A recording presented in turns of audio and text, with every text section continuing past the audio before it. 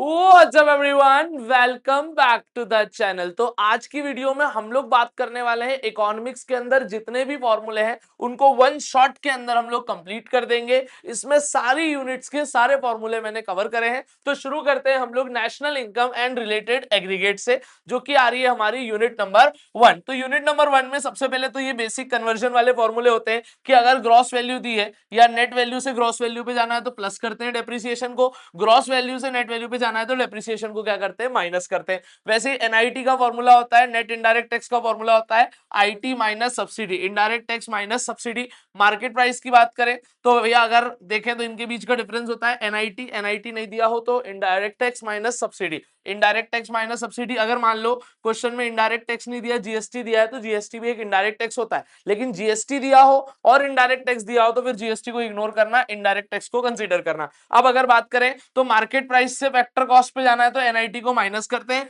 Factor cost से market price पे जाना है तो एनआईटी को प्लस करते हैं। फिर आता है NFIA, net factor income from abroad. ये कैसे निकलता है, फीफा माइनस फीटा। फीफा क्या होता है, factor income from abroad, FITA क्या होता है, factor income paid to abroad. तो अगर अपन देखें तो हमारे पास एक होती है नेशनल इनकम और एक होती है डोमेस्टिक इनकम। नेशनल इनकम से डोमेस्टिक इनकम पे जाना है, एनएफआईए को माइनस कर दो। डोमेस्टिक इनकम से नेशनल इनकम पे आना है, एनएफआईए को क्या कर दो, प्लस कर दो। तो डोमेस्टिक इनकम में एनएफआईए को जोड़ देते हैं नेशनल इनकम पे जाने के लिए, और नेशनल इनकम से डोमेस्टिक इनकम पे जाने के लिए इसको माइनस कर देते हैं। बच्चों एक बात याद रखना, एनएफआईए सिंपल दिया हुआ है तो प्लस माइनस जो भी होगा एज पर द क्वेश्चन। लेकिन अगर ऐसा लिखा हुआ आ जाए net factor income to abroad, तो अगर प्लस हो रहा होगा तो माइनस कर देना और माइनस हो रहा होगा तो प्लस कर देना, ये याद रखना है ना। Net factor income to abroad लिखा हुआ आ जाए तो ठीक है, क्लियर है यहां तक। आगे बढ़ते हैं। अब आता है हमारे पास पहली method, that is value added method. उससे पहले बता दूं, एग्रीगेट की बात करें तो नेशनल इनकम को बोलते हैं एनएनपीएफसी और डोमेस्टिक इनकम को बोलते हैं एनडीपीएफसी। वैल्यू एडेड मेथड की बात करूं तो इसका आंसर आता है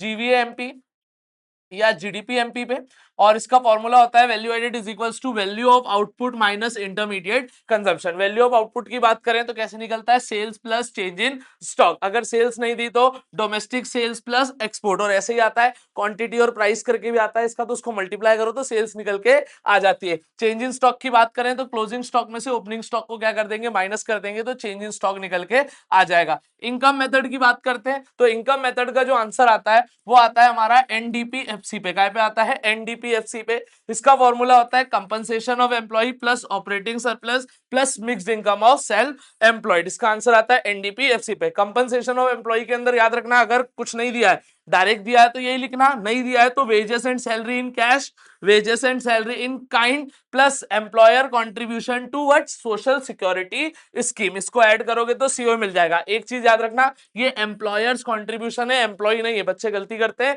एम्प्लॉयर्स कॉन्ट्रीब्यूशन आएगा। आगे बात करते हैं ऑपरेटिंग सरप्लस, अगर दिया है तो अच्छी बात है, नहीं दिया तो rent plus royalty plus interest plus profit, इनको जब अपन जोड़ देते हैं तो क्या निकल के आता है, ऑपरेटिंग सरप्लस। ये नहीं दिया, कंपोनेंट दिए हुए हैं तो रेंट रॉयल्टी इंटरेस्ट प्रॉफिट, ऐसा भी एक फॉर्मूला बन जाएगा, कोई दिक्कत नहीं है। अब अगर मान लो प्रॉफिट नहीं दिया तो प्रॉफिट का फॉर्मूला होता है undistributed profit plus dividend plus corporate tax. Undistributed profit को अपन बोलते हैं रिटेन्ड अर्निंग। क्या बोलते हैं बेटा, रिटेन्ड अर्निंग्स। आगे बढ़ते हैं। इसके बाद आता है हमारे पास एक्सपेंडिचर मेथड। एक्सपेंडिचर मेथड का आंसर आता है जीडीपी एमपी पे। Mixed income of self employed दिया होगा क्वेश्चन में, नहीं दिया तो जीरो मान लेना, ठीक है। और इसमें प्रॉफिट का फॉर्मूला है अनडिस्ट्रीब्यूटेड प्रॉफिट या retain earning plus dividend plus corporate tax. Expenditure method का आंसर आता है जीडीपी एमपी पे। जीडीपी एमपी का फॉर्मूला क्या है, private final consumption expenditure, government final consumption expenditure, gross domestic capital formation plus net export. Net export कैसे निकलता है, एक्सपोर्ट माइनस इंपोर्ट। अब देखो नेट एक्सपोर्ट प्लस हो रहा है तो नेट इंपोर्ट क्या होगा, माइनस, और नेट इंपोर्ट माइनस में दिया तो फिर माइनस माइनस प्लस हो जाएगा। नेट एक्सपोर्ट माइनस में दिया तो माइनस कर देंगे। आगे आते हैं gross domestic capital formation. Gross domestic capital formation की जगह नेट डोमेस्टिक कैपिटल फॉर्मेशन दिया तो नेट से ग्रॉस पे जाने के लिए इसमें डेप्रिसिएशन को प्लस कर देंगे। डेप्रिसिएशन का जनरली जो मैक्सिमम बार नाम आता है वो आता है कंजम्पशन ऑफ फिक्स कैपिटल, तो ये याद रखिएगा।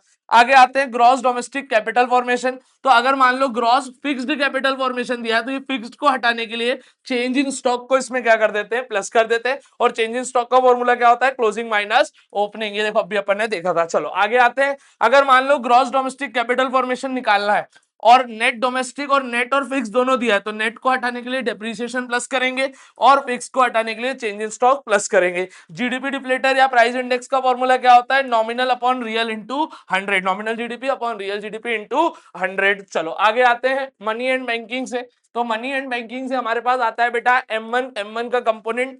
M1 का फॉर्मूला देखो, M1 कंपोनेंट का फॉर्मूला है CC plus DD plus OD with RBI, currency and coins with public plus demand deposits of commercial bank plus other deposits by RBI. Money multiplier की बात करें तो इसका फॉर्मूला होता है 1/LRR। क्या होता है? 1/LRR। अगला आता है determination of income and employment. तो क्या होता है determination of income and employment के फॉर्मूले? यूनिट नंबर 3 आ गई।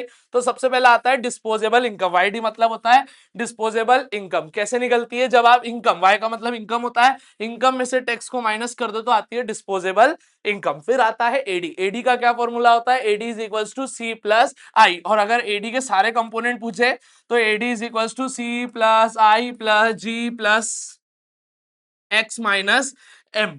तो AD is equals to C plus I, AD is equals to C plus I plus G plus X minus M. AS का formula क्या होता है? सी प्लस एस। एएस किसके बराबर होता है? वाई के बराबर होता है, तो वाई भी किसके बराबर हो जाएगा? सी प्लस आई के बराबर हो जाएगा। इक्विलिब्रियम की बात करें तो एडी एएस के बराबर है या सेविंग इन्वेस्टमेंट के बराबर है, तो हमारी इकोनॉमी का पे इक्विलिब्रियम पे है, मतलब equilibrium level of income and output है। एपीसी का फॉर्मूला क्या होता है? C upon Y, consumption upon income. APS का फॉर्मूला क्या होता है? Saving upon income. और हमको पता है एपीसी प्लस एपीएस किसके बराबर होते हैं बेटा? 1 के। एपीसी का फॉर्मूला होता है सी अपॉन वाई, एपीएस होता है S upon Y equals to 1। अब we know that Y is equals to C plus S. तो सी प्लस एस की अगर बात करें तो यहाँ वाई ले लिया, C plus S is equals to 1। अब सी प्लस एस किसके बराबर होता है? वाई के बराबर, तो Y upon Y equals to 1। तो यहाँ पर एपीसी प्लस एपीएस किसके बराबर होता है? 1 के बराबर होता है। ऐसे ही अगर देखें तो MPC change in consumption upon change in income, MPS change in saving upon change in income, और ये भी एमपीसी प्लस एमपीएस किसके बराबर होते हैं? 1 के बराबर। एमपीसी का फॉर्मूला होता है change in C upon change in Y plus change in S upon change in Y equals to 1। इधर लेंगे चेंज इन वाई, तो change in C plus change in S equals to 1। We know that change in Y is equals to change in C plus change in S, तो यहाँ put कर देंगे change in Y upon change in Y equals to 1। तो कितना आ गया? 1 आ गया answer. तो यहाँ पर एमपीसी प्लस एमपीएस किसके बराबर होता है? 1 के बराबर होता है, और एपीसी एपीएस 1 के बराबर होता है। ब्रेक इवन पॉइंट की बात करें तो जब इनकम कंजम्पशन के बराबर हो और सेविंग जीरो हो तो इस पॉइंट को अपन बोलते हैं ब्रेक इवन पॉइंट, जहां इनकम कंजम्पशन बराबर हो या सेविंग क्या हो? जीरो। या फिर ऐसा भी याद रखना एपीसी जब किसके बराबर होता है? 1 के बराबर, तो वो पॉइंट भी क्या होता है? ब्रेक इवन पॉइंट होता है। कंजम्पशन फंक्शन की बात करें तो C is equals to A bar plus B Y. A bar है हमारा ऑटोनॉमस कंजम्पशन, बी वाई जो है वो हमारा इंड्यूस कंजम्पशन है, और बी का मतलब होता है एमपीसी। सेविंग फंक्शन की बात करें तो S is equals to minus A bar plus 1 minus B Y. 1 minus B मतलब 1 माइनस एमपीसी, एमपीसी में से अगर 1 में से एमपीसी गया तो बचा क्या? एमपीएस। के की बात करें मल्टीप्लायर की, तो के का फॉर्मूला होता है चेंज इन इनकम अपॉन चेंज इन इन्वेस्टमेंट। के का एक और फॉर्मूला होता है 1 अपॉन एमपीएस। के का एक और फॉर्मूला होता है 1 अपॉन 1 माइनस एमपीसी। अब आते हैं गवर्नमेंट बजट के ऊपर। चलो, तो गवर्नमेंट बजट की बात करें तो गवर्नमेंट बजट में सबसे पहला फॉर्मूला आता है हमारे पास टोटल रिसिप्ट। टोटल रिसिप्ट क्या होता है? Revenue receipt plus capital receipt. Total receipt क्या होता है? Revenue receipt plus capital receipt. Revenue receipt क्या होता है?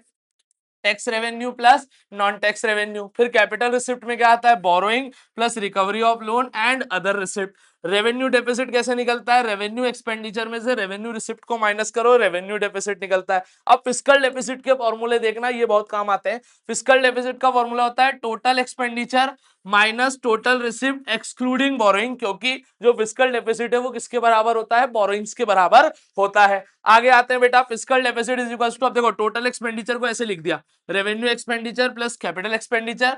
टोटल रिसिप्ट को लिखा revenue receipt plus capital receipt excluding borrowing. Borrowing को एक्सक्लूड क्यों करते हैं? क्योंकि फिस्कल डेफिसिट किसके बराबर होता है? बोरोइंग के बराबर होता है।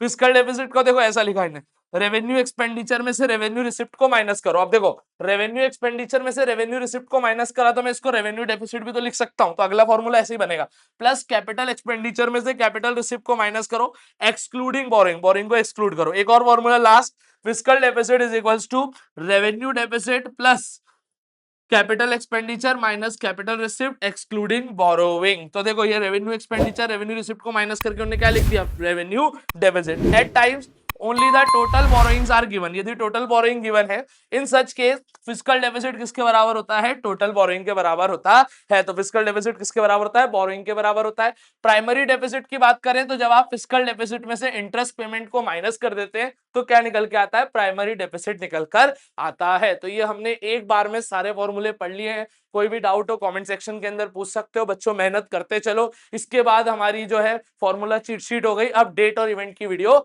आ रही है। तो मिलते हैं हम लोग सीधा हमारे क्वेश्चन पेपर वाली लाइव में। Thanks a lot.